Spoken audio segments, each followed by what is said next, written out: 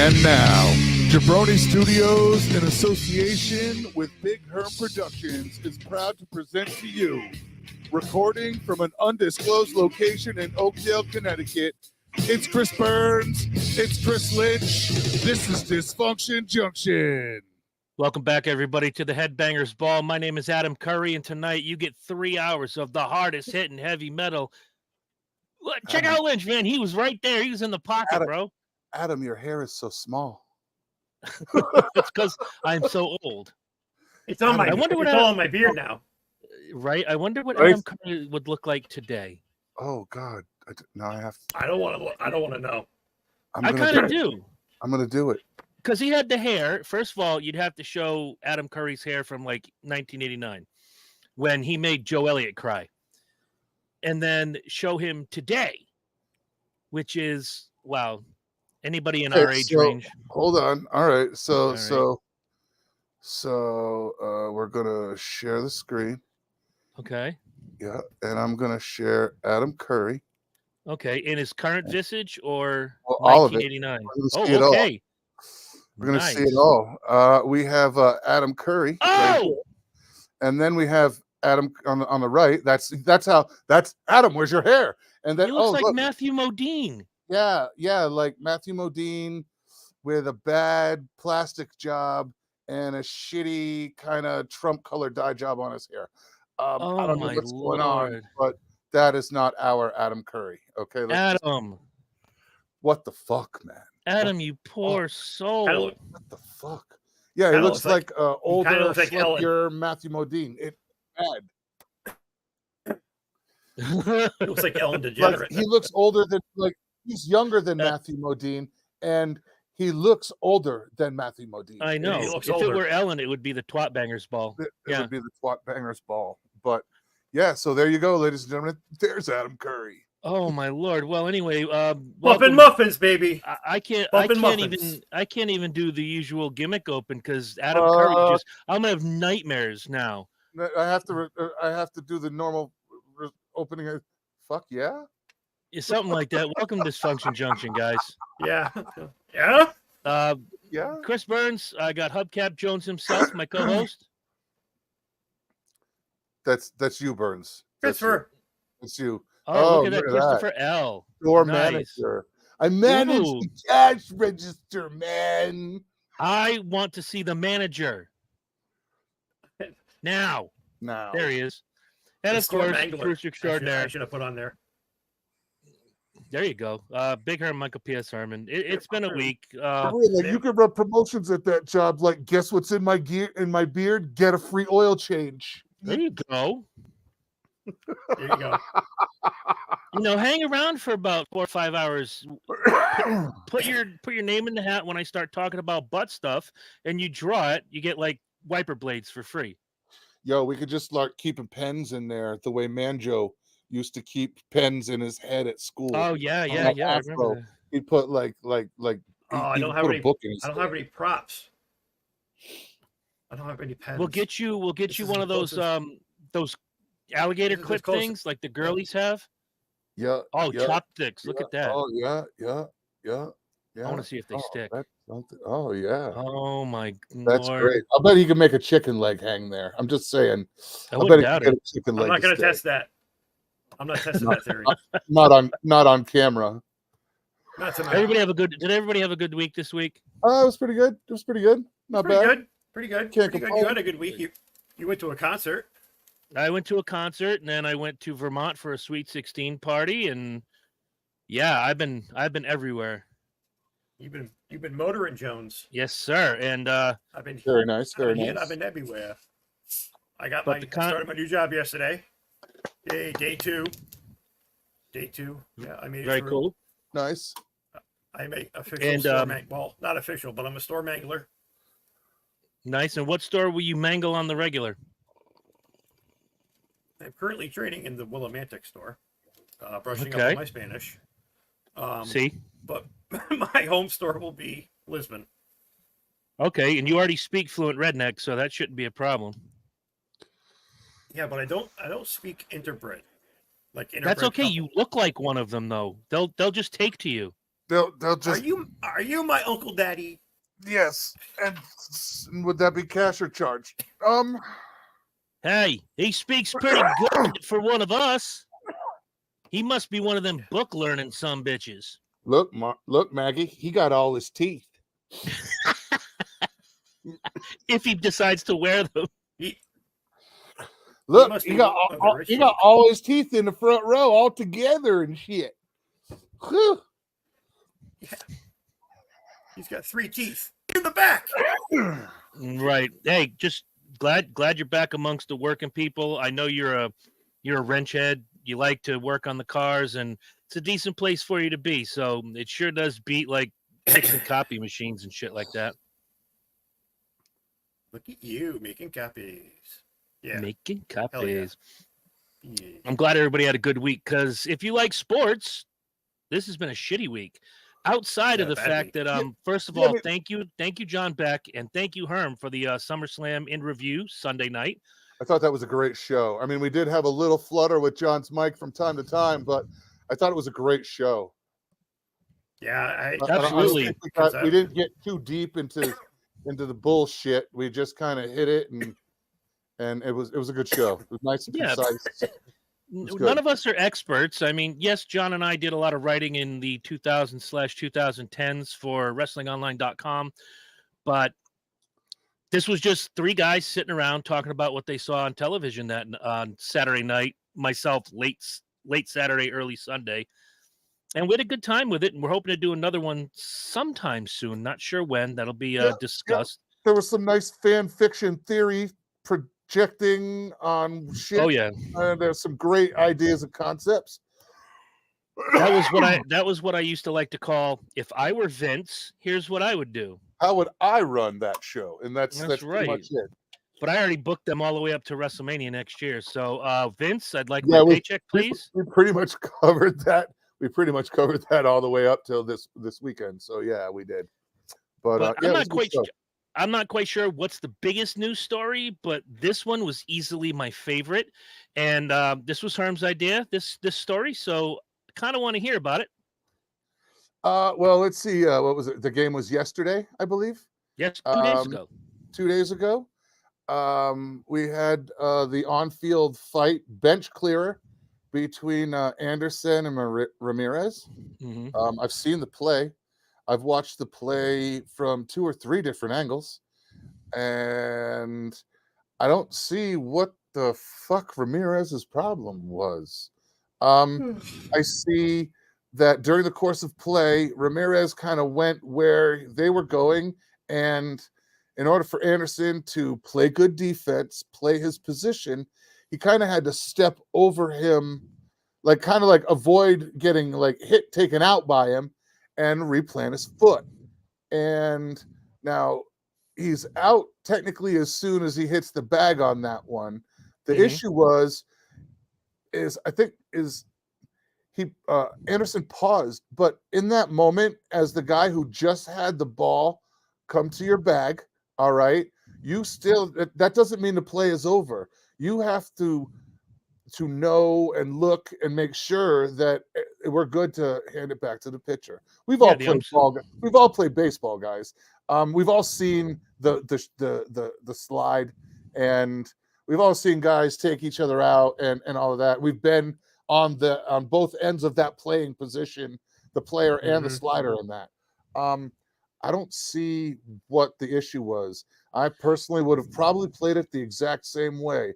I made my play, scan to make sure, take a second, make sure everything's good, and then throw it back, and then let the guy up. I think part of it, and as I just rewatched the video again for the 100th time, as Ramirez is going into the bag, and he does what any player does. If you go head first, you keep one body part on the bag and you slide through. Whether you take out the fielder or not, that's part of the game. I played second base for a long time. Right. You wanted to get in and out. Right. You're Supermaning into that plate.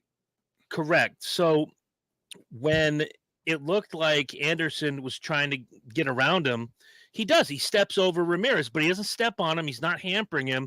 I don't know if there were any words exchanged. Right. I didn't see him like bend his knees, squat, try to pull him, you know what I mean? Nothing that would constrict him. He literally is just not trying to step on him and play his position. So the other thing was, as he steps over and Ramirez starts jaw-jacking and he takes off his helmet. He's already out. You can take off your helmet all you like. But I think the problem why Anderson has the 6-game suspension, Ramirez only has 3 games, is if you rewatch that right after the play, and I'm going to describe to you what I'm seeing. Ramirez is like, hey, can I get up? Can I get up? His helmet's already off. They're pointing at each other, and then Anderson throws his glove down and gets in Muhammad Ali position. You can't do that. Now you're announcing your intention. You know, a lot of these guys, when they charge the mound, both guys are getting ejected. In a play like this, a couple guys come out, you separate, you cool your jets, you get the fuck out. Tim Anderson basically told the world what he was going to do, telegraphed. Glove goes down, he pulls off his little wrist gimmick. He's like, come on. Right like that. Done. It's already over. They threw a few punches, bench is clear. There's a couple other guys that get a suspension out of this. This is dumb. Say again? I'm watching it with you. Okay. Right. I mean, it wasn't as good as the Alabama Doc fight, but no, that definitely, I think I got to be honest. But we'll get to it. We'll get to that later. But that was a doozy. But yeah, right. Like I understand. I don't think what Ramirez was. I think he got a little hot because of the way that the play went down. And then when Anderson was like, we also don't know what the fuck was said. I got a quote here from ESPN. Do we know says, what was said by each player? Doesn't say what was said. So. They're talking about the appeal. Terry Francona, the Cleveland manager, says he hopes Ramirez's suspension gets knocked out. He really did nothing wrong. It shows in the replay. The two teams clashed when Ramirez and Anderson squared off near second base after Ramirez slid safely on a double in the bottom of the 6th. The fight was the culmination of several days of trash talking and gesturing between the teams, which most recently picked up in a series in late July. This goes back with Josh Naylor imitating the White Sox third baseman after a base hit celebration. They've been doing this back and forth. All right, so this is just the final. This is the back and forth, and this is the culmination. Right. This was ground zero. Where now everybody's ready to fight over it. Mm-hmm. The first time somebody says something. You saw Lynch right there. They've been ratcheting this up for a while. Right. So I just watched it 3 times. I don't see what the problem was. I don't know, as far as the play goes. As far as the play went, he was safe. No. He was safe, and I guarantee you Ramirez said the magic word. That's all I'm going to say, is he said the magic word. Because immediately he stood up. Well, that's the thing. That's the thing. There's unfortunately no way to know. Nobody was mic'd up, but I'm sure something was said, and I don't know what was said, but something makes you go from just pointing at each other up in the ground and somebody like, fuck this, I'm kicking your ass. So, right. Unless he said, he used the right word or said something about his mama, I don't know what ratchets somebody up to. Well, that escalated quickly, and I don't know what causes that. I gotta wonder maybe something racial or severely personal. I gotta wonder if Ramirez asked Anderson, "Are you a fan of Pooh, or are you a fan of Tigger?" Right. I'm not, like, what's your favorite Disney princess? I'm pretty sure that's not what what drove him to want to fight him right there on the spot. You know. Did you hear the new Taylor Swift album, motherfucker? Marvel or DC, bitch? What's up? That's not it. Everybody knows Marvel, asshole. Now get up and go to fucking get on your base. You spelled DC wrong. But You know what I mean? Like those are not the comments, that drive somebody to immediately knuckle up and ready to just tear your fucking head off. So Exactly. unfortunately, we'll never, Ramirez Oh. will never divulge exactly what the fuck he said because he's got the thicker end of the stick on this one. So Right. And Anderson is not quite the guy you're going to believe in, because it was just last year he got into a fight with another player where weeks earlier he had said to the papers, I consider myself the modern day Jackie Robinson. Okay, Jackie Robinson is one of the greatest ball players to ever play the game. Right. And you're not close. You, sir, are no Jack Kennedy. You know, that's so a guy from the other team, when he got to first base, was like, "Sup, Jackie? How you doing, Jackie?" Yeah. Giving him the business. You are not Jackie Robinson. You're not even Jackie Cooper. Right. Hey, What Jen. up, Jen? How you You're doing? not even Jackie Chan. Right. But if you're going to call yourself, well, I'm the modern day Jackie Robinson, you better prove your shit. So he got into this fist fight. He called this guy racist, and it all comes out in the wash because they asked the first baseman, did you call him Jackie? He goes, yeah, I did. Did you read the paper last week? It's all over the paper. I'm the modern day Jackie Robinson. I was just busting his nuts. And Tim Anderson ended up, holding the shit end of the bag. But it seems like this guy is not wound too tight. Yeah, or he's wound too tight. Yeah. Right, up here, he's got a few screws loose. His spring is ours ready to snap. So right. Unbelievable. And they always say, what you're being looked at by millions. No matter what team you play for, between the thousands that are in attendance, there are millions watching at home. What does that say to people in general? Not just children. I mean, I could go for an hour on what this says to kids, but then again, kids have no freaking discipline nowadays anyway.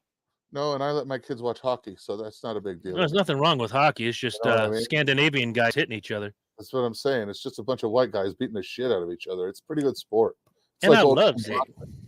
Hey, keep that tooth. Keep that tooth, eh? It's like old time boxing, bro. It's the best. It's the complete opposite of somebody faking an injury. It's the complete opposite.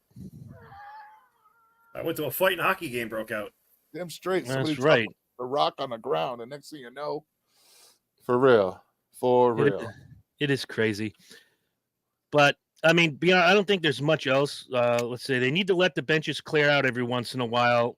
There'd be less pussies in sports. See, Jen just hit the nail on the head with that one. Abso-freaking-lutely. I honestly think there should be a fight once a week. Not with the same teams. Just beforehand, the managers go up with the lineup card and they're like, all right, guys, want a good, clean fight? Watch the rabbit punches. And the managers are like, oh, I guess it's our turn. We'll send the guys out. Right? We'll send the guys out. Go back to your corners and come out fighting. Touch gloves. You catch us on a good night, folks. It's Manhunter Monday. Right? Mayhem Monday. And then John McCarthy from UFC is the home plate umpire. Are you ready? Let's get it on. Yeah, we got Miles Lane out at the plate.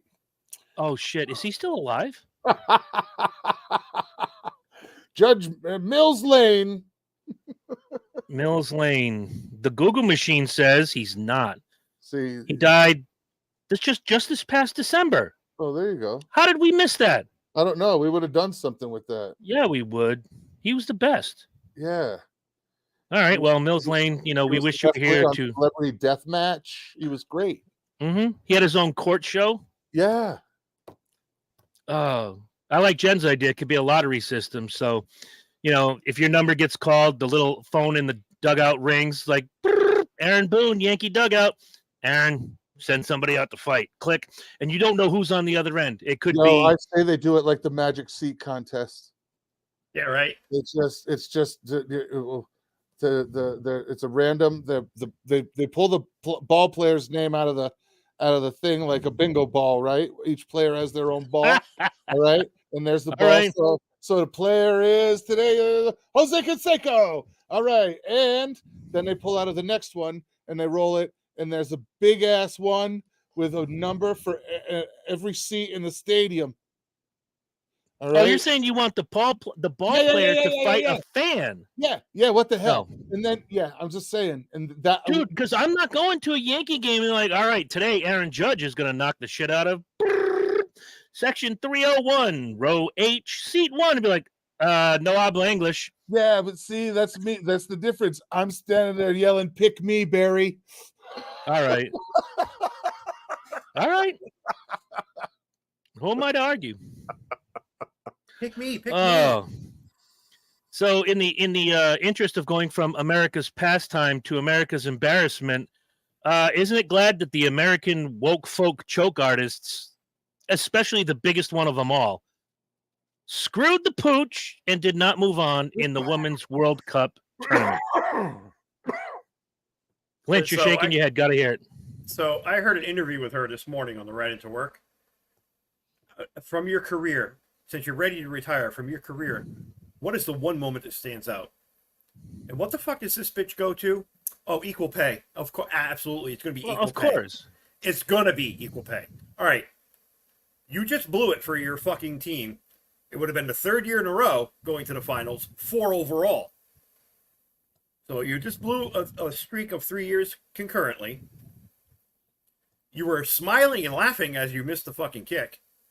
Walking away, going back to the sidelines. That doesn't age well. That's not a good look for her.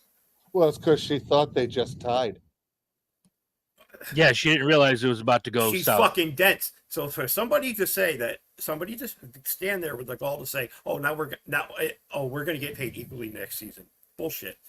It's because of shit like this that people don't follow your sport, and because of people with your attitude. You're fucking entitled.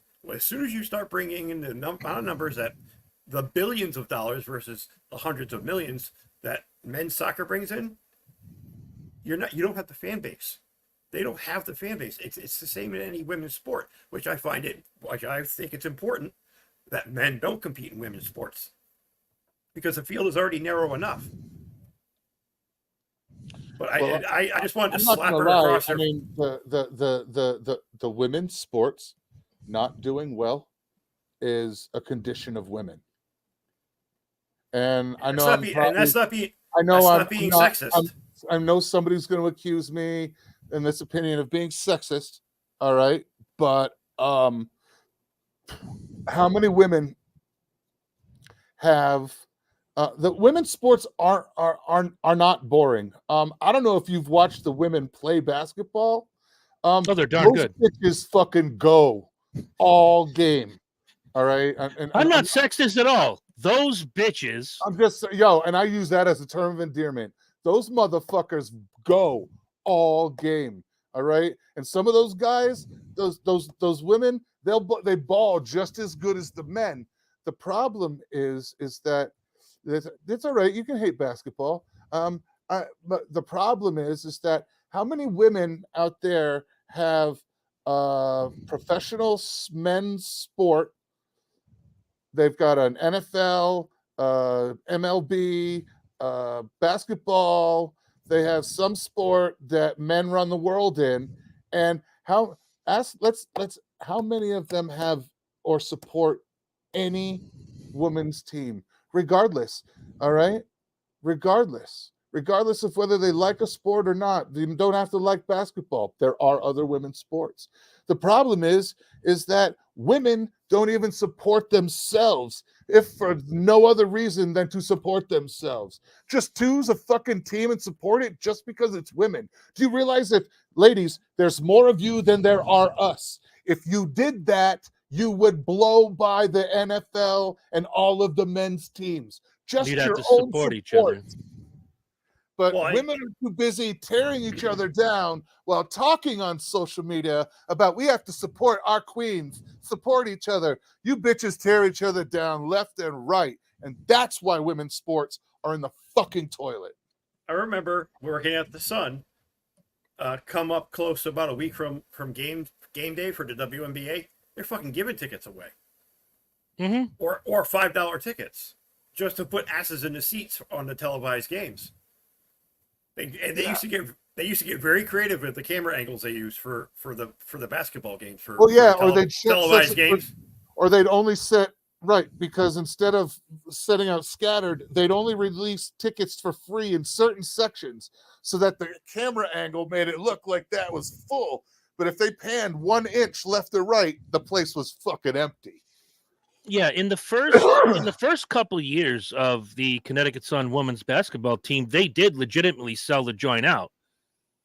But you're talking about a team who comes oh so close every year. It's starting to get like watching the Mets. You get oh so close for a number of years. Well, I'm just not going to come down as often, or I'm not going to come down at all.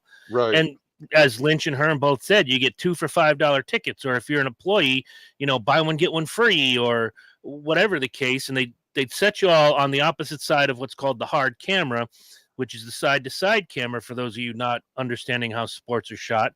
Yeah, it's a static shot. The camera doesn't move. It just goes side to side. And the floor shots would always be on one side, so it looked so good on television. It doesn't look that good in person. So, and we made that argument before, and I had heard a couple of sports commentators as well as economists tell the story. Women want equal pay, draw the numbers, because that's why the NBA, the MLB, National Hockey League, no matter what you do as a sporting endeavor, it's based off the revenues of the teams and the league. It's ticket sales and merch. Ticket sales, merch. Buy a ticket to a game, buy a fucking t-shirt and a hat, and they could make the WNBA as big as the NBA. Right? You've had 20 years. Professional sport. Soccer, right? Pick one. I'd pay money to watch a women's baseball league because, hell, I've coached some fantastic young ladies in softball who I think could be fantastic professional ball players. I've seen some young ladies out there who are stout. And look, I'm not trying to say that women should get into the NFL. That is a gargantuan, barbarian man's sport. But if you got someone out there that's built like a Nicole Bass or a China or, what was her name? The bodybuilder, Panuni, the one that shot her husband. Una Panuna Banca. Right. Oh, Sally something. I can't remember her fucking last name to save my life. But a bodybuilding woman could do well in the NFL. In a running position, you're not going to be a defender. But again, you know why? Because we're physiologically different. However, like Herm said, if you watch the WNBA versus the criminals in shorts, the prima donna league, that is the NBA. I hate the NBA. I can't watch an NBA game. But I'll watch a WNBA game. It's the only thing on TV. I'll watch it. We had the QB for my high school football team. She rocked it. See, I'd love to see a girl QB. Absolutely.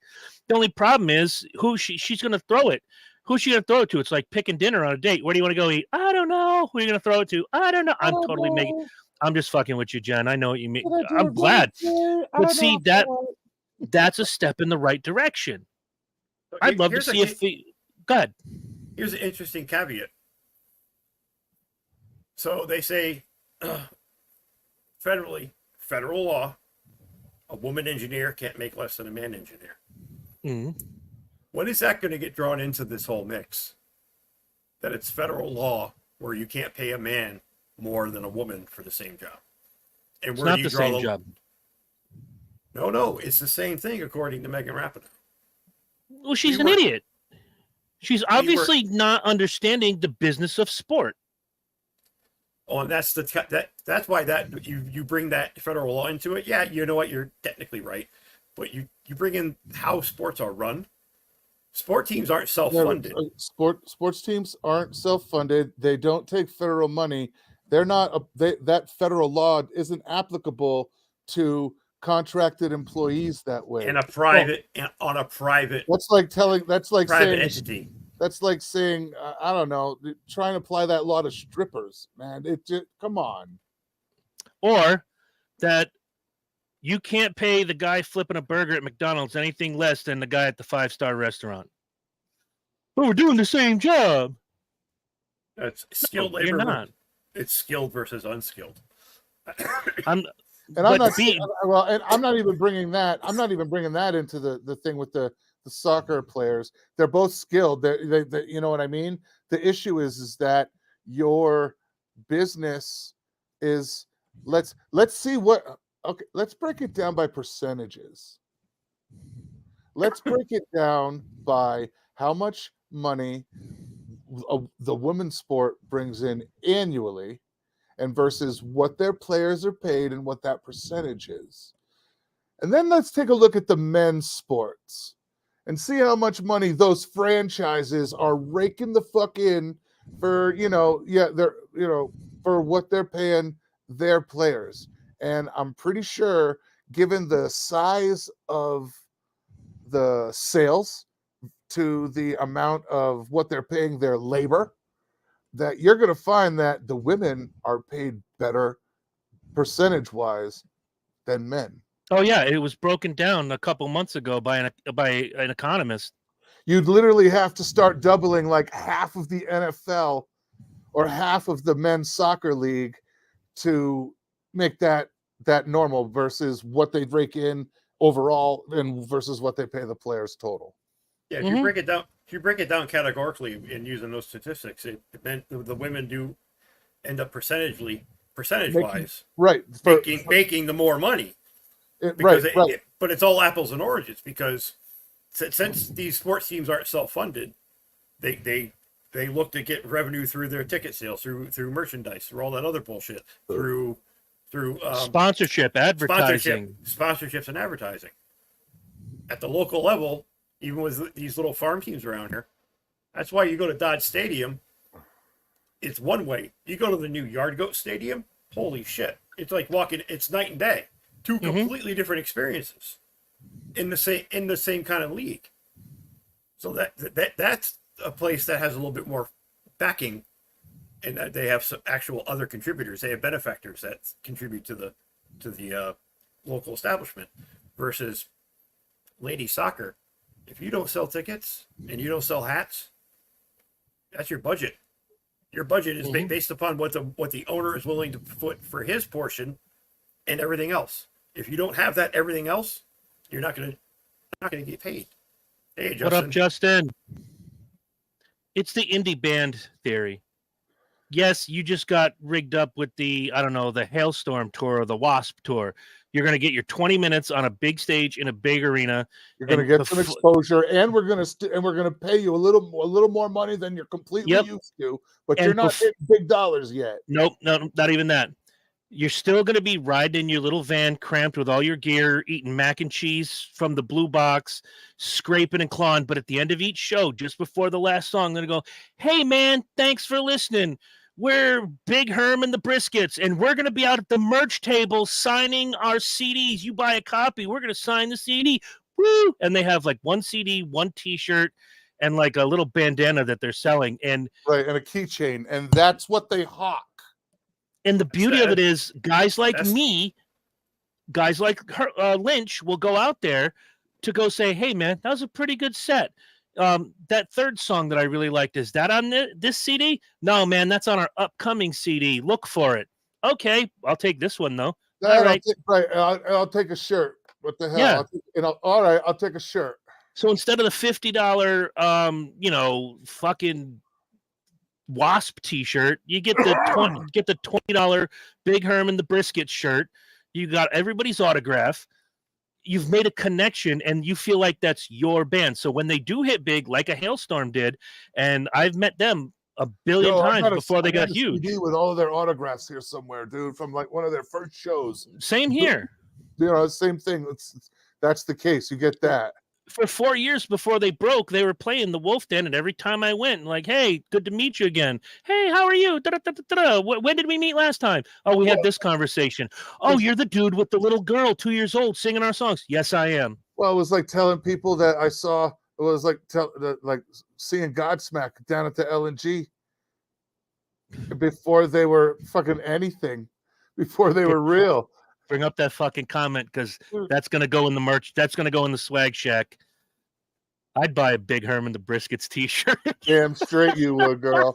We're going to put tour dates on the back. Unfortunately, they're all going to be canceled. They're all Colorado tour dates. Except Pueblo to say sold out. Sold out at the state fairgrounds. Fuck it. Jen says you're in a Hailstorm video. What's that? Look at that. Jen says, I was in a hailstorm video. See if I can Metal figure out horns. which one. I'm going to guess Here's to Us. Because that was a lot of fan cam type Right. stuff. Yeah. And if it wasn't that one, I don't know. It was in the Wolf Den. It was in the Wolf Den. Oh, I don't doubt it. There you go. Yep. Rock yes, and sir. roll. I was in a hailstorm video, but you get that for $29.95 backstage. Yeah. No, we're not casting couch, Chris. Oh, okay. God damn it. I'm here for the oral interview. Yeah, I mean, back to the Rapinoe thing. She just lost it, and her big chance to go in and say something, positive and uplifting for teammates or something. And the first thing is she's politics and work issues. Like, Come on, man. You're worried about equal pay, but you're not winning equal wins. So, well, there was a number of years, though, to be fair, and Lynch can back this up, where the women's team was winning more than the men's team. And in that notion, you think that would draw more eyes, more dollars, more viewers. And the sad result is, unfortunately, because of Megan Rapinoe, her politics drove fans away or kept correct them at bay. There's a reason. Go ahead, please, Lynch. I want to draw an interesting parallel. When the women's soccer team was doing gangbusters over the men's team, same time period that the WNBA attendance was at its all-time high. All before this politics, all before this he, she, they, them politics came into it. Mm-hmm. When we just went for the sport, when they played just because they loved the game. Sure. Now, sure. And a lot of times I'll pick a high school or a college game to watch if it's on TV over a pro basketball game, because all men's pro basketball is a bunch of pussies faking injuries half the game, acting poorly. Oh yeah. A college kid or a high school kid who's looking for a scholarship, they play their fucking heart out. And that goes for both men's and women's. They play their fucking heart out. What was the meme recently with the NHL player? I dare say he was from the Tampa Bay Lightning, broke his forearm and finished the game. And then right underneath that picture was a picture of LeBron James, strained calf muscle, out for 4 weeks. There's a difference. But the NBA, and there's Jen at the bottom, foul, foul, foul. True, because that's all it is. They're looking for fouls. They're a bunch of actors and actresses. And her previous comment, she's trying to use her platform for equality. There's a time and place for it. Absolutely, and that's not it. It would have been really nice if she had said it's been great playing with my team. Something poignant. Right.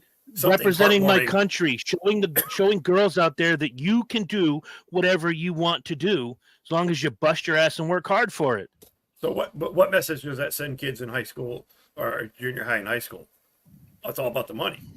Mm-hmm. If at some point in your career, yes, if you want to be a professional, it will be about the money. But until you get to that point, you got to work your fucking ass off. Because guess what? Derek Jeter and Alex and Big Papi and all those guys, when they were in their heyday, they weren't making big salaries at first. They were making league minimum. But what did they do? They busted their fucking ass and performance enhancing drugs. But that's a different story. They busted their ass. No, that was just investing in their future. Yes, investing in their future, and there was a return on that investment. There was a return. So a very large ROI. Large ROI. ROI was heavy. So there you go. But that's my point. Those guys played their asses off for 2, 3, 4 years until they, holy shit, this guy's a phenomenal. And then that's when you start talking money. You just lost the fucking game, and you're gonna go and say, really, you're gonna ask for money? That looked really fucking shitty. You just basically shit on your entire team. Number one, by losing, and number two, by saying that fucking comment that they didn't matter, that their effort didn't matter. It's all about you. She could have Sorry. dropped that in at the end, you know, this and that, and my team, and this, and keep doing the thing. And I'm really excited for everybody left because she's retiring, right?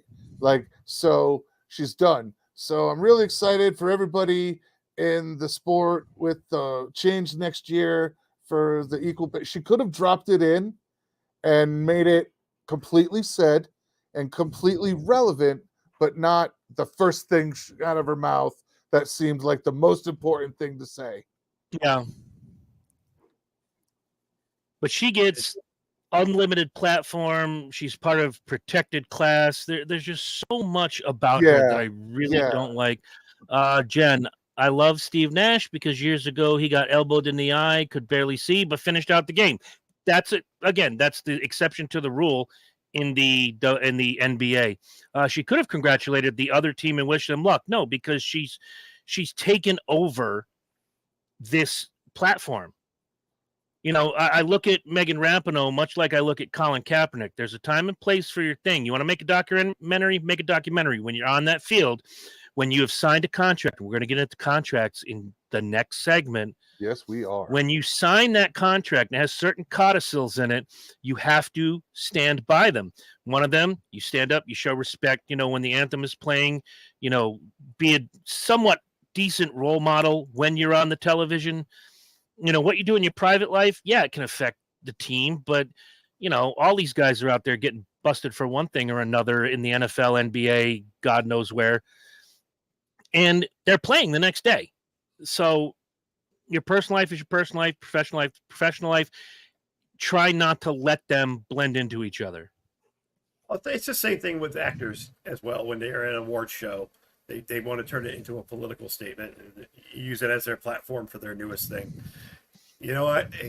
As soon as you start saying anything political, people tune out. I'm sorry. Fuck Robert De Niro. You're wasting your fucking time at that point. And now, like the SAG-AFTRA strike. But to some, unfortunately, there are a lot of people that lean to the left that count on that and look forward to that social justice use of I say it's abuse of power. Not really. Or influence. There's no abuse. We create these people. True. We create these people. We allow them to mean something to us to the point where somebody will not watch a movie because I hate them. I don't give a fuck about his politics. I like the movie he makes. You know, Robert De Niro could make a movie reading the telephone book, and I'm going to watch it. You could fucking paint the wall and watch it dry, and I'm going to watch that shit, and it's probably a 9 out of 10. Right. I don't give a shit who he likes or who he votes for, and he may think the general public cares. I'm part of the general public. He got up there that one time, F Donald Trump. Okay, so you said F Donald Trump. Am I supposed to clap? I'm not a Trump guy, so okay, yeah, fuck Donald Trump. Yeah, I'm still gonna watch him. Yeah, but that's the thing. Like, he really doesn't affect my life, so I don't. Right. Really, well, it's the same thing could be said. I just don't understand people that I hate him. That'd be like me as a DJ. Like, I'm not going to play Michael, and I'm not going to play R. Kelly. Hold on, I got a list of about another 40 other people that did some really freaky fucking shit. That technically we can't play your shit because they were in the news or something. There's no Jerry Lee Lewis. There's no Rick James. There's all kinds of shit with Dino and Frank and none of that shit. And and James Brown. You know what I mean? Like, Gene Simmons. You know, like if we're gonna start playing music by our political affiliations, nobody's gonna listen to anything but Kenny G. Fuck. No, I'm sure if they dig deep enough, Kenny G will have liked a meme. There's probably something that he said years ago. You know, something. He shit his pants in the first grade and still owes on back lunch money. Yeah, I mean, but that's the way it is. Like, just my secret. Stop giving all of these people that power. Absolutely, and stop giving them that power. generally we save this kind of talk for Wednesday night, but for us, we're gonna dig deeper because I swear to God, some of the gentlemen on the show that I do on Wednesday nights are not going to accept what we are going to have to say. So we're going to do it here. Noah Gragson. Problem, we'll shove it down their throats tomorrow night. Noah Gragson, driver of the number 42 car for Legacy Motorsports, co-owned by Richard Petty and Jimmy Johnson. Heard two of the most conservative people on the fucking planet as far as how you perform and about doing the NASCAR thing. If you want, they're also two of three people that could ever say they won 7 championships on this that's level. kind of where I'm going. Like, they've been in the game, they played it the long. If you want to learn how to hold yourself on the conservative side, and I don't mean politically, I just mean don't do stupid shit. Right, Richard Petty never did stupid shit. He just outdrove every motherfucking body. Be a conservative driver. Know when to take your opportunity. Know when to take your opportunities. Right. Personally conservative and hold it back when you need to. Yep. There it is. So it had come up. It had come up that it didn't say when, but young Noah Gragson in his first year in the number 42 for Legacy Motorsports liked a meme regarding the death of George Floyd. They did show the meme on the Matt Walsh show. It was like I'm trying to remember the fish movie. Nemo. Nope, the other one, Little Mermaid. Yeah. Oh. And it had the crab, but it had George Floyd's face on it. Instead of under the sea, it said under the knee. All right, that's a little. Yeah, it's a little left of center. I don't know that I would have left of center. I don't know. I think it's funny. I might have been okay. Like, Here, let me put it to you guys. I'll put it to you guys this way. I'd share it in the dude chat, but I don't know that I'd share it publicly. There you go. Yeah, I'd send it to my buddies, but I don't know if I'd like that from somebody. Mm-hmm. That's a dude chat share. Agreed.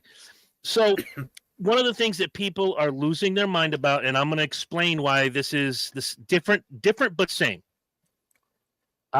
Legacy Motorsports first suspended Noah indefinitely, which I want people to understand. Indefinitely doesn't mean forever. Indefinitely means there's no timetable. Right. They haven't put a specific time when he's reinstated. Yep. It is indefinite. At this time, he is gone, and we don't know when or if he's coming back. Yep. He's SWP, suspended without pay. Right. And you can do whatever you want. Suspended pending. Correct. Right. Now, NASCAR then steps in and says, well, wait a minute, we understand Legacy Motorsports, your suspension, but when these guys make it to the upper level, the cup level, even the top 3, whether it's trucks, Xfinity, or the cup level, they're representing NASCAR in everything. And you sign a paper that says you're not going to do anything detrimental to the sport, the brand, or anything. Now, as I said to you guys earlier in the chat, NASCAR has gone above and beyond in the last 10 to 15 years to wipe away the redneck stigma that it has had for almost 75 years. They got rid of the Confederate flags. Nobody can bring them in. They're not allowed anywhere on the team and on the property. If you park across the street, you can have all of it. All of them you want. You can't. Right. You can't bring one into the fucking track. And especially, and this is a big one for me because I like the diversity in NASCAR. We have had Colombian drivers, Mexican drivers, women drivers, Japanese drivers, all sorts of diversity coming in. And especially in the last couple of years, Danica Patrick notwithstanding, she did more to ruin diversity than she did to bring any around. NASCAR has become a worldwide phenomena again. So during COVID, with a much more inclusive and a much more inclusive profile. It's a little more worldly. I don't like the word inclusive, but it's more worldly. Well, I say inclusive, and that's because it's not just them booze running rednecks down south no more. All right, you've got guys up in Boston in Harvard wearing sweaters watching it. You've got people in Europe watching. You have countries all over the world with an affiliate or watching some sort of racing now. They took a fucking car to Le Mans. So you've got a much more worldly included NASCAR picture. Right. You know what I mean? Like they've marketed worldwide rather than to just a small American demographic. Right. I don't want to get overly political, but like Herm and I were talking about, and I think, Lynch, you were on the conversation too, even though you were working and probably couldn't chime in as much as you would have liked to. I agree with the suspension, but in a way I don't agree with it, and I'll explain why. In 2020, during the whole COVID thing, a lot of guys took to iRacing, racing on the computer with people across the country and across the world. You can run the same NASCAR cars that you see on television every week. One guy that will get behind the wheel of anything and drive it and compete is Kyle Larson. Yep. Kyle Larson at the time was driving for the number 42. Back then it was Ganassi, who then sold to Petty, who then merged with Johnson and is now Legacy Motorsports, and the number 42 of Noah Gragson gets suspended. I think it's the car. But anyway, Kyle Larson's online. He's playing with his buddies and what have you, and there's a couple people from different walks of life on there, and Kyle Larson is continuously using that special word that no one is allowed to use unless you're a rapper. Right. NASCAR catches wind of it. Ganassi suspends him. Yep. Ganassi suspends him. Then NASCAR suspends him. You have to go through the sensitivity and diversity training. Then we'll think about reinstating you. So during this time, we're going to need a 3-page double-spaced essay. Right. You're going to have to write, I said a bad N-word on the blackboard 400 times. I am really racist. we're to walk a little bit past this. In the midst, it was originally the indefinitely suspended, no timetable. In the midst of this, Ganassi, thinking he's going to hedge his bet a little bit, Chip Ganassi fires Kyle Larson. So the suspension's over. The 2021 season is upon us. Kyle Larson gets hired by Hendrick Motorsports to drive the 5 car. And wouldn't you know who won the pony? Kyle Larson goes out and wins the entire fucking thing. And if you watch Kyle Larson, he hasn't changed demeanor-wise. He hasn't changed his driving style, but I think he's a little smarter now to watch what he's saying. Right. I think that's worse than his tongue is on company time all the time. I think that what Kyle Larson did was worse than what Noah Gragson did. Noah Gragson liked a meme. He hit a button, dink, and a thumbs up went up. How do you know he meant to hit the like? He admitted it.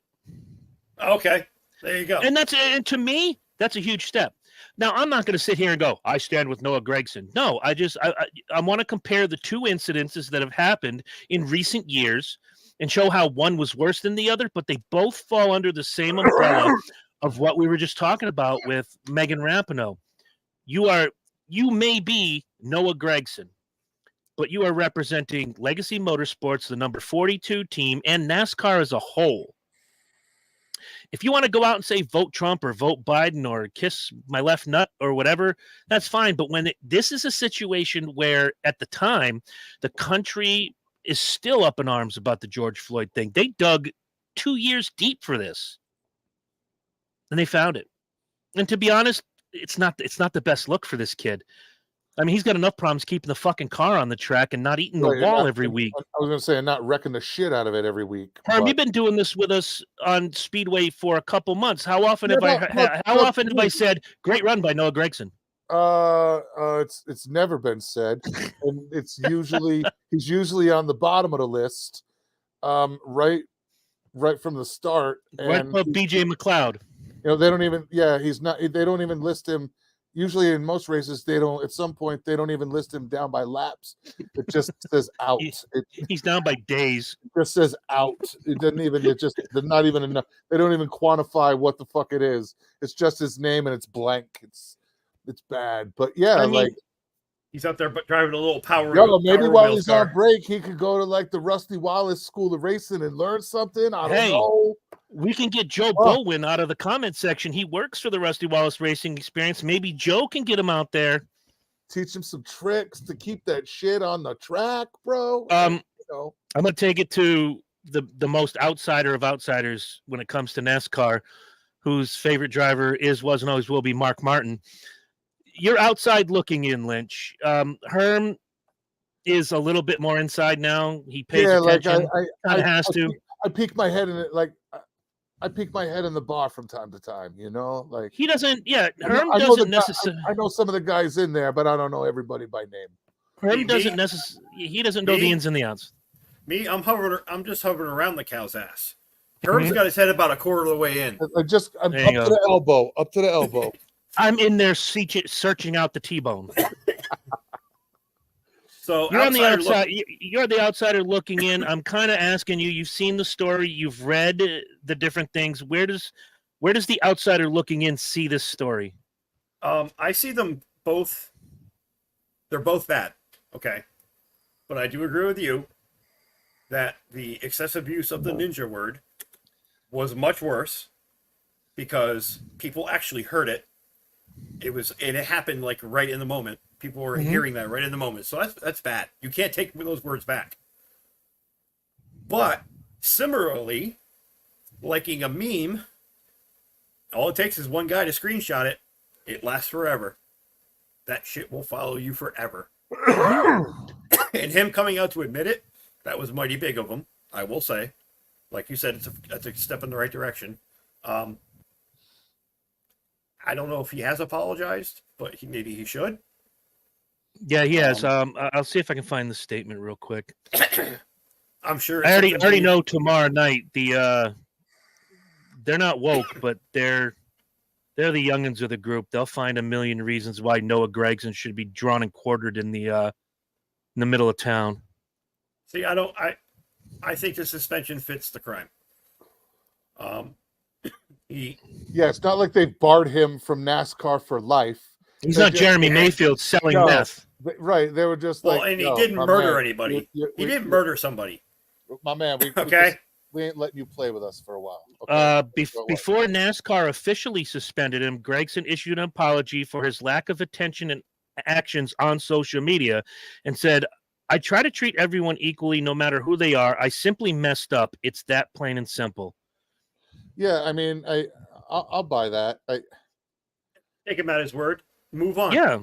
Lesson learned, move on. Keep your fucking fingers off of Facebook. So my hope is, this happened. We're past the halfway point. We're almost 2/3 of the way into the season. We've got 3 more weeks of regular season, then 10 weeks of playoffs. Ends in November. They come back in February. Honestly, because of how late it is, I'll figure he's just out for the rest of the season. I figure they let him back in for February. Same, of course. Do the sensitivity training and all that mess. Make sure that you're okay. Not that I don't think he is, but you got to show some penance. I'm not someone who needed anger management, but I took it. You got to handle the conditions of your probation and what makes you look best. And that's the one argument that I keep coming back to, and nobody outside of the dude chat wanted to hear it, is that you have certain codicils in your contract. And like Herm said, you probably had a lawyer go through it, sit you down, a team representative, a NASCAR representative. It all to you. Any questions? Yep. And you signed it of your own free will and volition. Well, and see, the lawyer probably broke it down for him real simple, like, right, to see this piece of paper, it says don't be an asshole. Sign it. Yep. And do what NASCAR asks you to do. Well, your public appearances. If they ask you to wear a big hat, you got to wear a big hat. Wear the big clown hat. Yep. If they tell you to wear a red clown nose, wear a red clown nose. I don't know how many years ago it was. AJ Allmendinger was suspended for a year for violating the substance abuse policy. And unlike Jeremy Mayfield, who fought it and kept failing, Allmendinger said, "Yeah, I did it. I made a mistake." He took his pee-pee whacking, and then he came Yep. back, and it was good. And for the And first year that he came back, he was drug tested before every race. Every race. Yes, I What completed my rehab. Yes, I did this. Yes, I did this. But they wanted to be sure. And he What was his showed drug them a of choice? complete track record over time of I'd have to look that up. behavior. Here's what I do know. It's not something NASCAR wants you to be on when you're driving a race car. That's right. Hey, man. I'm so hot in here. Holy shit. Next pit stop. I want some brownies and a chicken. Right? Give me a second. I'm sure it's in his in the chicken. Yes. Right? But then, again, NASCAR has been fighting this for a long time. I mentioned Jeremy Mayfield. He was busted for methamphetamines. He said, no, it was just over the, I'm talking about Jeremy Mayfield. I'm going to look for Dinger's particular problem. Oh, yeah. Mayfield's like, no, it was just an over-the-counter, like a Claritin. They test him again. They figure out the chemical composite of Claritin. Okay, maybe this was a bad test. They test him again. Guess what? Methamphetamines. Yeah, Jeremy, you're out, and you're out forever. When he lost his full time. Okay, career, open real amazing. Personal life, maybe it's in here. He got married. Yeah, but taking responsibility is a big part of the punishment that you get handed out and how the system allows you to move within it. Right. Anybody who's ever gotten arrested for something knows that if I walk into court with a shirt that says "fuck you, Your Honor," I'm not going to go as far as if I'm walking in there with a shirt with a collar and "yes, sir," and "no, sir," it and "absolutely" right away, "yes, sir." I think this Go guy ahead, did please. the right thing. He apologized. He was ahead of the ball. His lawyer called him and said, "You better get out there and fucking apologize right now, and this is what you're going to say." Before NASCAR suspended him. That was a smart play on his part, on his team. Get out ahead of it. Admit it. Move on. Admit it. Move on. Because you can't deny it. It's there forever. Right. And he's going to take his whack. I'm sure, like you said, Herb is probably going to be the rest of the season. And he'll come back in 24 in February. He'll be fine. Well, the answer to your earlier... I don't think he deserves to be drawn, quartered, and hanged in the middle of the fucking public square or burned at the cross. If you're going tit for tat, they're both about the same, insensitive and racial. I've made way more insensitive comments in the Speedway review chat myself. And I'm sure you've made even more and even worse in a kitchen. Yeah, it's bad, but we abuse each other equally in the kitchen. Right. The answer to your earlier question, Lynch, was Adderall. All right. So, it's in violation of your NASCAR contract. Yeah. Because Adderall can be used for your behavior, yada yada yada, but it can also be used as a stimulant if you are not, say, 80. Right. Without a prescription, it's an upper. Right. If I take an OxyContin, regardless. But what happens is if you have ADHD, the upper actually cranks you up and stable and slow, which slows you down. Mm-hmm. I can take an OxyContin with a bad back injury, and that's called therapeutic. If I take an OxyContin and I'm not having a back injury, that's called abuse. Right. So, that's the AJ Allmendinger story. Okay. But how does it apply to this? AJ took his lumps. And he set out for a year. He went through what they call the road to recovery, which is NASCAR. They pay you, much like the WWE wellness program. If you have a problem, we will pay for you to go to rehab and get your shit squared away. Yeah. So props to NASCAR, props to WWE, and I think UFC does it too. So props to all three of those sports, well, two sports in WWE, for caring for the people that are out there to entertain us. Like Dana White said, cocaine's expensive. I give them a lot of credit for doing that then, because the organization that is severely lacking in follow through and follow up with it at the end of career is the NFL. Oh yeah. I mean, they need to teach those kids how to manage money, hire a lawyer, hire a good accountant, and Well, get they a sort of handler. do. And They get a sort of handler. do that. Yeah, they sort of do that now in the rookie symposiums, as I've heard from different people. Yeah, but that's you gotta think about it. I just get signed with the fucking Bengals, bitch. I don't gotta listen to nothing this fucker says. Yeah, my agent said I can fuck all the strippers I Yeah, want. well, your agent is also getting 10% of whatever you make. So keep your mouth Mhm. shut, Junior. Keep your fucking mouth shut, Junior. Listen to your Right. lawyer. Score the fucking touchdown. Get Chris's fantasy points and shut up. Yeah. But but like, going back to these programs, you hear a huge success rate in UFC and in NASCAR with their, different systems, whether it's called Road to Recovery or whatever. Did you all watch? I forget which documentary. Oh, it was the Jake the Snake documentary, where they eventually got Scott Hall clean. God rest his soul. And Scott Hall said WWE paid for me to go to rehab 8 times, and it never worked until the last time he went through DDP's program. Then he went through WWE, put him through rehab one more time. They cared. And, the amount of love he got in the last few years of his life, going in the Hall of Fame, they feature him on television. They put out tribute T-shirts that are going to the proceeds go to his kids. When you have someone that means that much, and I'm not saying Noah Gragson doesn't mean anything, but if you've got a young kid like this who's got, who made a mistake, this is the time to get him. Not when he's 37, not when he's 47. Get him now. I think Noah Gragson is 26 years old, if I'm doing my math right. He's got to be young. Yeah, I mean, he came up like a shot through the lower ranks. If I could spell Noah, it's not spelled Nosh. No. My No, my it's not. fat fingers are doing their job So correctly today. no.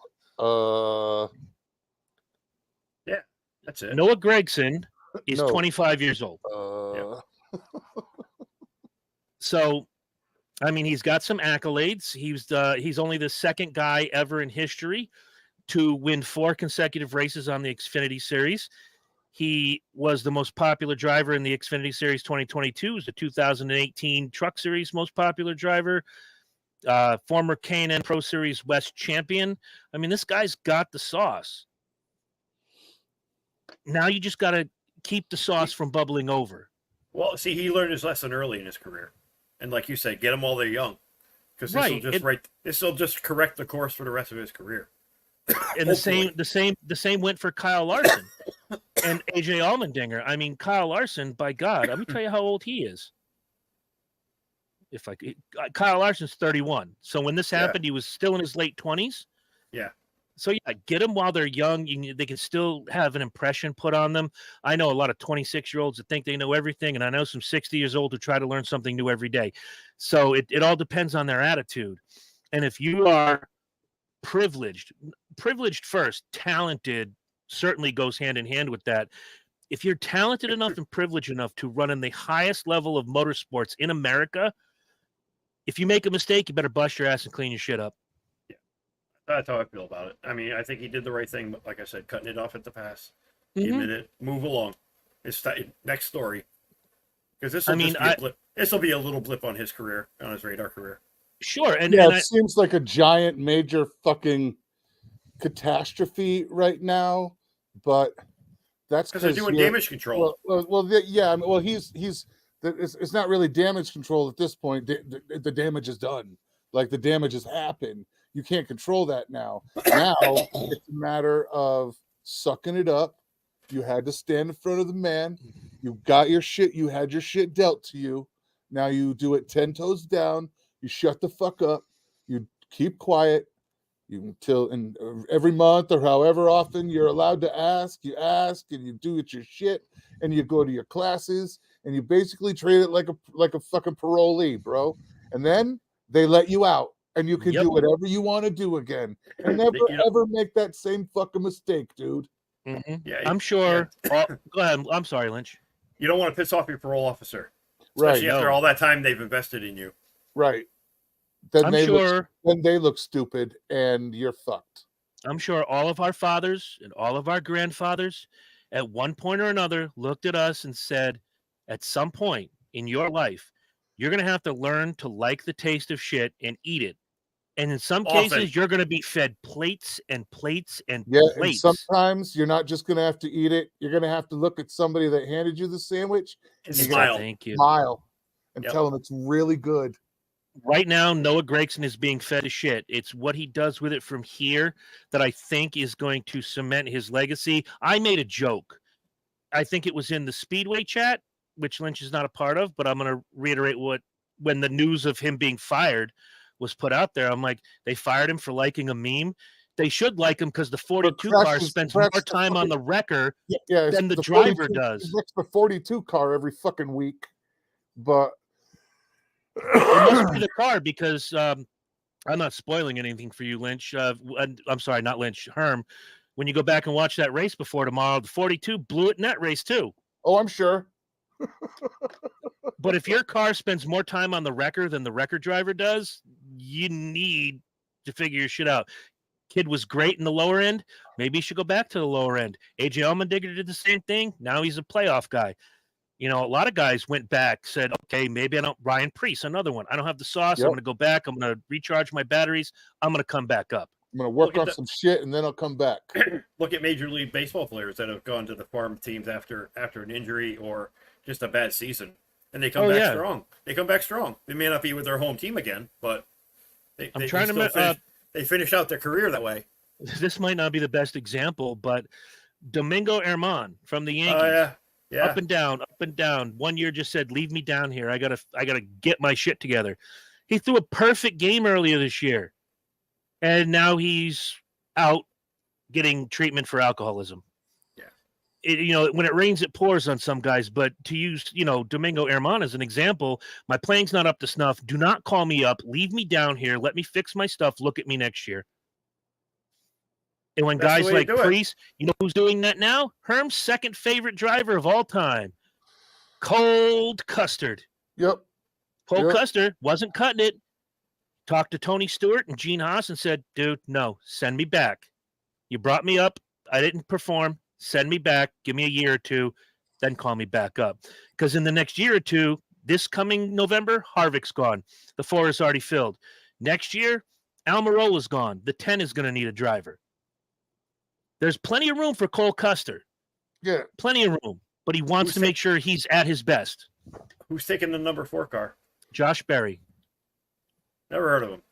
He's the same guy that wrecked the 42 this weekend. Although a lot of top contenders wrecked this weekend, not their fault. The tires were wearing way too much, and they were getting cut. 3 out of the 4 wrecks all happened in 1 and 2. Oh, yeah. The other one happened coming out of 4, which was the William Byron wreck. Yeah, that sucked. And what track was that? Michigan. One of the faster tracks. You're coming through those corners, coming down from a $190. Yeah, so between that, what was the fucking average pole speed at that track this weekend was like 192. Yep. Was your average mile per? Yep. Was your average top speed? In the draft, some of those guys were hitting a $196, $197. Oh, yeah. They just cruise in Michigan. And I got to give it to these new cars. Again, I know we're doing speedway shit here, but I got to give it to these new cars.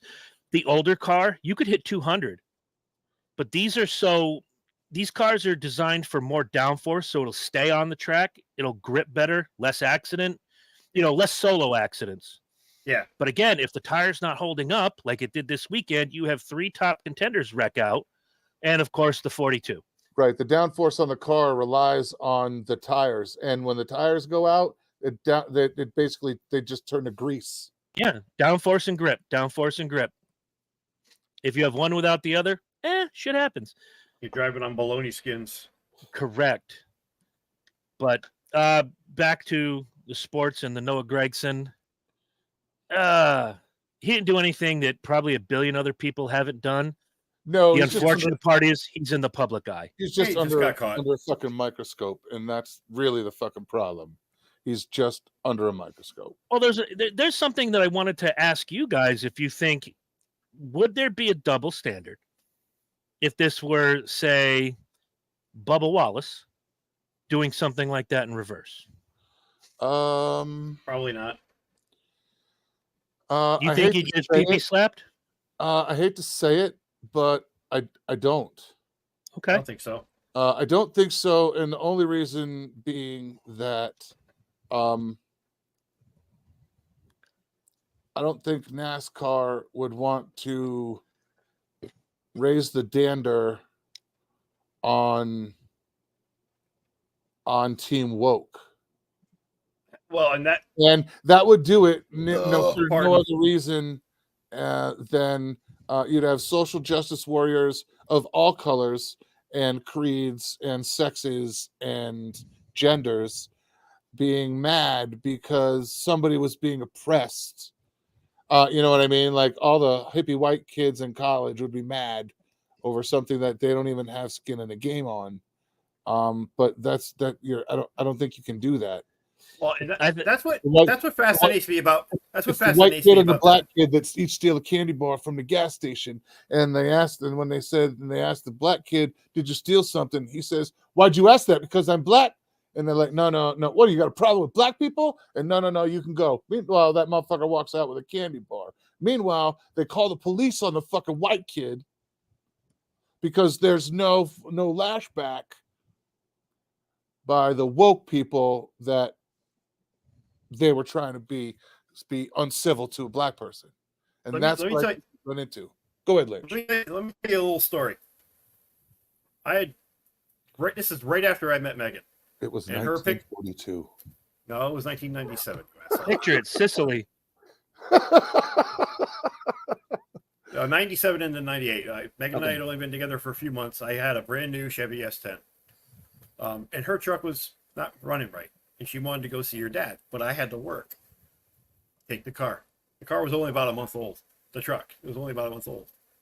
She called me in hysterics saying that somebody hit her and broke the tire off the car. And she's expecting me to be pissed. I'm like, "Are you okay?" "Yeah." "But your truck." I'm like, I got insurance for that. I'm okay. I'm good. I'm okay. After she comes down, I said, "All right, tell me the story." He was in a left-hand turn lane on a green arrow, making a left-hand turn, when some young, fine black gentleman came running through a red light and hit her in the passenger side front tire, and knocked it right off the fucking axle. Uninsured,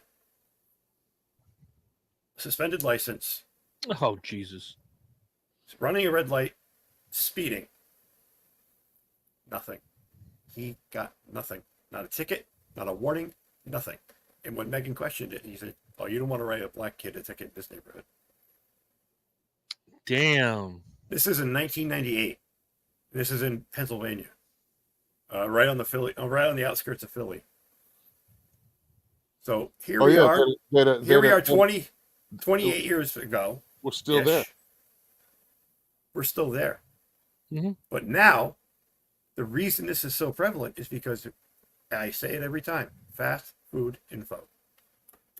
If I fucking fart the wrong way, somebody's going to know about it in 30 seconds or less. Social media. We overshare.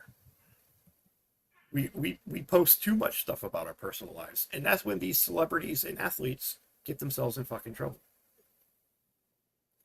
But how is that fair that even in 1997 into 1998, that officer, I had to go on my insurance, raise my premiums to get my truck fixed. I had to come up with a deductible because this kid was completely illegal. But they didn't want to start a race riot in that town in Pennsylvania. Motherfucker, he broke the law. Whether you're black, white, purple, polka dot, you broke the fucking law, you get arrested. It's not about race. But that's the problem. We are our own worst enemy because we keep perpetuating that white on black stereotype ourselves. We're our own worst fucking enemy. If cops would just dole out equal justice for everybody instead of, "Oh, I'm not touching that because he's black." Take your fucking lump. Arrest the kid. Put him through the process. Give him due process. Let him get adjudicated or fucking thrown in jail. It's not about your fucking race. It's about you committed a fucking crime.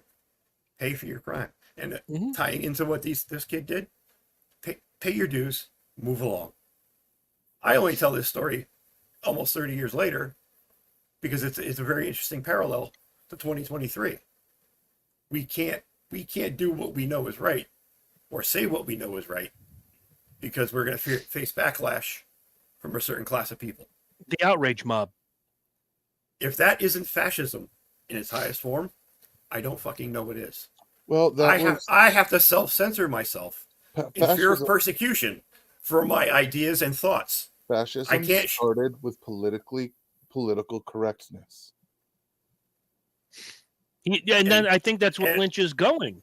And so for exactly now, when it happened, for them to call, for the left to call somebody like that a fascist, they're looking in the mirror, looking at themselves. Because you're telling me I can't say what I feel and how I feel, and you're telling me it's wrong, you're going to shut the fuck up, or you're going to say it how I like it. That's the highest form of fascism. Mm-hmm.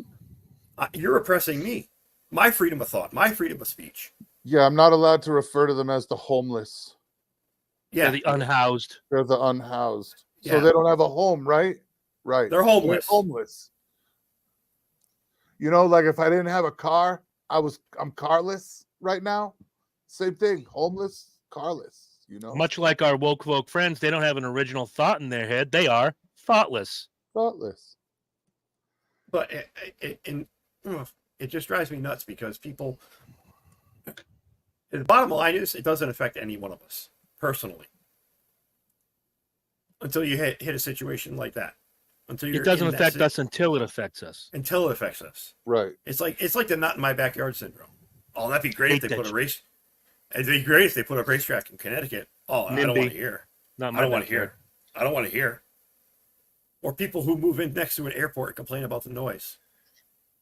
You move next to an airport. Next to an airport, there's going to be noise and lights. It's like we talked about a while ago, because Lynch will tell you, and he didn't live too far from me then. We lived near one of the bigger prisons in the state of Connecticut. And if you read statistics, or if you read at all, when and if a prisoner breaks out of jail, they don't stay within 2 to 5 miles of the prison. They want to get as far away as humanly possible. I would rather buy the house next to the prison than the house 2.5 to 5 miles down the road. Yeah, I mean, you're only the only caveat to that, literally, honestly, is that if they break out, they come to my house to kill me, to take my car and my shit. Now, you put me in a house a mile away from that prison, that is the safest goddamn house on the planet. I was a mile and a half from the prison. They want immediate transportation out. They're not going to want to run for a fucking mile in that suit. They want immediate transportation and to go. And they want to go as far as fucking possible, as fast as possible. They want to be in Canada yesterday. When I lived in Mohegan, so, an inmate broke out of the Brooklyn Correctional Institution and was chased into Mohegan. I'm standing on the back porch and these fucking cops with M16s go run through my yard. You see a guy run through here? Nope. Have about your business. Go inside your house. Okay. That's 5 miles away. You got it, bro. They were tracking him live with dogs. Mm-hmm. So that theory is true. I was 5 miles away, more than 5 miles away from that prison. He was in my backyard. They weren't slowing down. Like he was, but they're picking up speed. He ran through. Yeah. He ran through. He wasn't stopping. He was he had to go. He may have taken a huffer break at the post office, but he kept fucking running after that. Sure, he didn't stop in your backyard and go, "Oh, look, they're watching Friends. I got a few minutes." Yeah. Oh, you got an extra hot dog? I just want some chips. I just want some chips. I noticed you have braces. I have braces too. I have braces too. But yeah, like same thing. So yeah. It doesn't end, and that's the worst part. The more the more, and especially, it does tie into the Noah Gragson, Kyle Larson, the whole thing. The more we let shit go, the more shit keeps happening. And the fact that NASCAR has said, "Look, you're out for the rest of the season." The team has already done their due diligence. Will they bring him back? I don't know, but he's not. He doesn't have a contract as of this morning. Right. Nobody knows. It's indefinite. That's what indefinitely means. If I have to explain this to 100 people 100 more times, he wasn't suspended for life. That only happens in wrestling. You get banned. You don't get suspended for life. Only Bobby Heenan gets suspended for life. Oh, Or Pete Tom- Rose. And Pete Well, Rose. he got banned from the game. There's a Banned from difference. baseball. At first, it was an indefinite suspension until the ruling came down. Yep. I'll have to give you that book. He tells all about it. Good book. It was fantastic. Great book. But I don't know what our week looks like next week or the week after. I know we talked about some Am I the Asshole? Maybe have the kids come on again. We'll figure something out. I Yeah. do want to send my sincerest condolences to former guest of the show, Tom Cressy. He and his brother Tim lost their father over the weekend. Oh, sorry to hear that. Sad. And I went and met up with him. This was Friday Condolences. night. It happened Friday morning. They were back in the state that day. We all met up and, reminisced a little bit. And, I told Tom, I'm like, and both of them, Tim and Tom are twins, obviously, but, I like them both. They're really good people. And I told Tom I was going to share it with all you dysfunctionals because he is an alumni. Say a little prayer tonight for Michael Tripp. That was their father's name, Michael Tripp. So if you got a little in you, send it out. I know what it's like when someone you care about, and I'm looking at you two, loses their father. You do what you have to do at that moment. I got a little something hanging out of me. Put your pants back on. Does he have to poop? No, Probably. the edibles are kicking in. Oh, so he's going into butt stuff. Hit the drums. We gotta go. That's it. Jesus. Son of a bitch. Son you do that of on a your own bitch. time. What else? Anything else happened this week? News and noteworthy? No. Not really. No. It's been pretty quiet. Oh, everybody died last week. Correct. Yes. Oh, no. And Marvin Hamlish died And 12 years ago. The guy who played the mute guy on Breaking Bad. Ding, ding, ding. Have you guys seen Breaking Bad? Victor Salamanca, the character, he died. Oh, no He was way. 83. Okay. Yeah. That's Somebody sad. else died. I can't remember. It was the weirdest thing.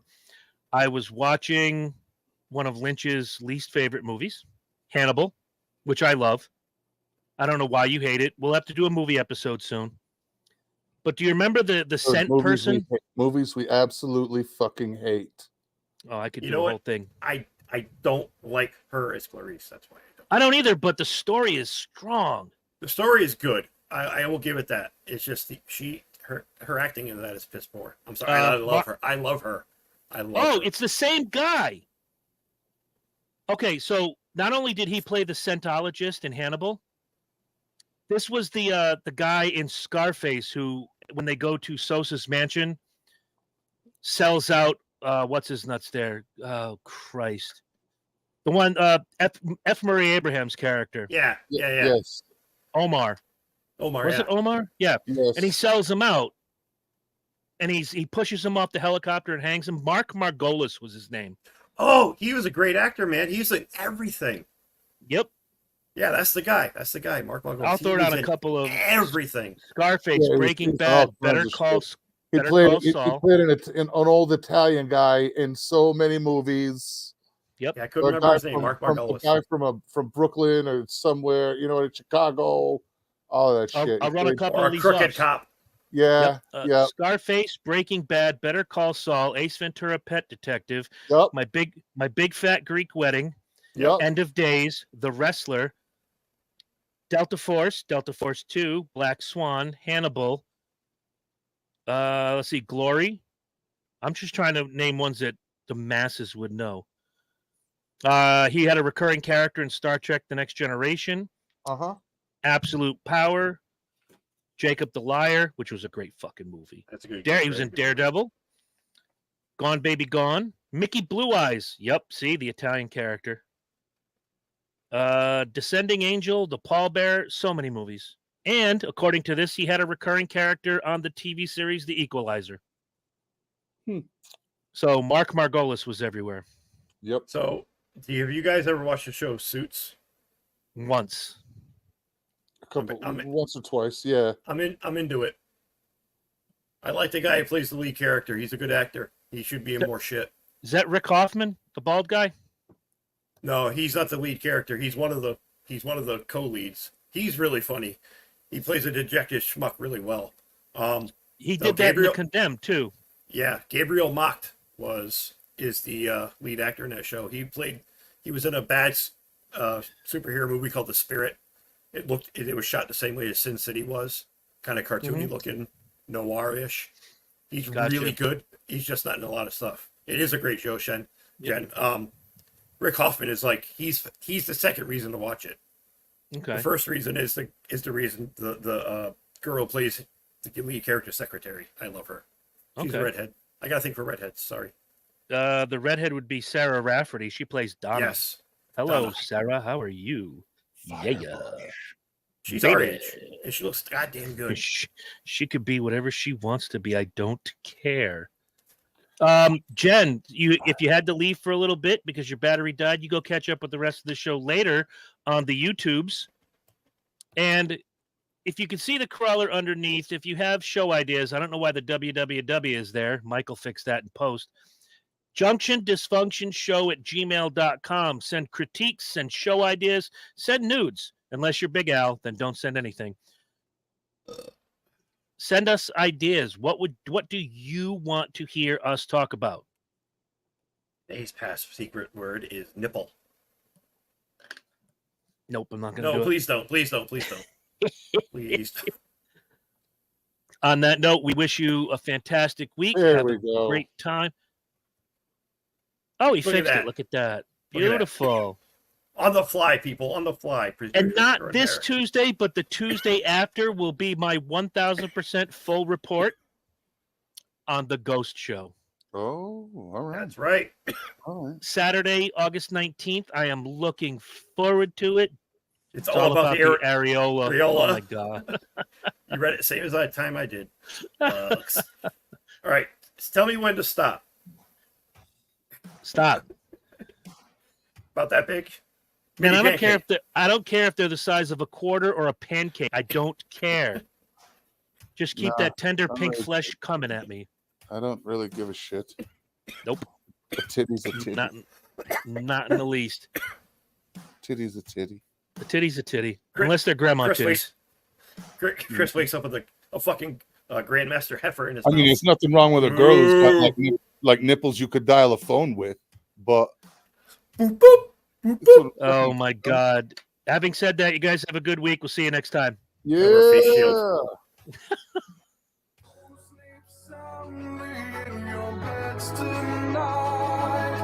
Judgment falls upon you at first light. I'm the hand of God. I'm the dark Messiah. I'm the vengeful one. In the blackest moment of a dying world, what have you